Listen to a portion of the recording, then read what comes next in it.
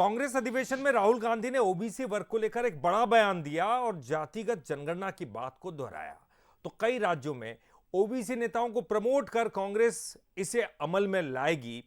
तो क्या 50% हिस्सेदारी वाली ओबीसी वर्ग को कांग्रेस दोबारा साध पाएगी?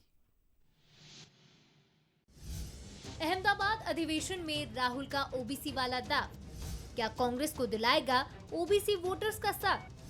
देश में करीब 50% है ओबीसी आबादी, क्या ओबीसी को साध कांग्रेस हासिल कर पाएगी सत्ता की चाबी? अहमदाबाद में कांग्रेस के राष्ट्रीय अधिवेशन के पहले दिन राहुल का ओबीसी राग फिर सुनाई दिया। राहुल ने साफ शब्दों में कहा कि हम मुस्लिम, दलित, ब्राह्मण में उलझे रहे और ओबीसी कांग्रेस छोड़कर चला गया। तो दूसरे दिन राहुल ने एक बार फिर से जातिगत जनगणना कराने की बात कही। हिंदुस्तान के हर जात के युवा सेना में जा सकते थे, पेंशन मिलती थी, शहीद का दर्जा मिलता था, एक्स सर्विसमैन स्टेटस मिलता था। खत्म कर दिया कि अगर आप युद्ध में शहीद होगे और अगर आप अग्निवीर हो तो हम आपको ना पेंशन देंगे ना शहीद का दर्जा देंगे। रास्ता किसके लिए बंद किया? गरीबों के लिए, गरीब जनरल कास्ट, दलित, पिछड़ा वर्ग, अति पिछड़ा वर्ग, आदिवासियों के लिए।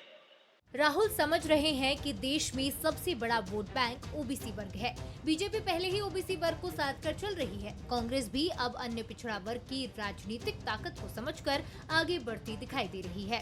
हालांकि लोकसभा और विधानसभा चुनाव में इसको इस वर्ग का साथ नहीं मिल पाया। अब कांग्रेस हर राज्य में ओबीसी नेताओं को प्रमोट करने की तैयारी कर रही है। निश्चित तौर पर आज कांग्रेस कमजोर पड़ी है तो ओबीसी का साथ न देने के कारण पड़ी है। जब ये देखा गया कि जब से 2014 के बाद से भारतीय जनता पार्टी की सरकार बनी, जब से आप ये देखेंगे कि कहीं ना कहीं ओबीसी के साथ न्याय नहीं हुआ और हमें जो ओबीसी के लिए लड़ाई लड़नी थी वो भी कमजोर लड़ी। आज हम ताकत के साथ ओबीसी के साथ खड़े हैं।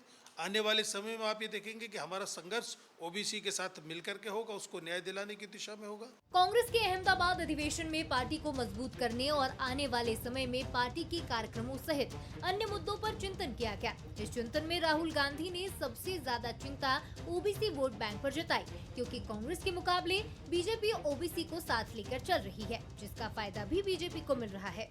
नहीं, देखिए, समय समय पर इस तरीके की बातें कांग्रेस के अधिवेशनों में उठती हैं, पर होता क्या है? होता वही है जो कांग्रेस में होता है। ये अधिवेशन होगा, वापस से राहुल गांधी और उनके परिवार की जय जयकार होगी और उनके जय जयकार करने वाले पुनः पदों से नवाजे जाएंगे। देश में ओबीसी वर्ग की हिस्सेदारी 50% से ज्यादा है। राहुल गांधी लगातार मंच से कह रहे हैं कि जिसकी जितनी भागीदारी उसकी उतनी हिस्सेदारी।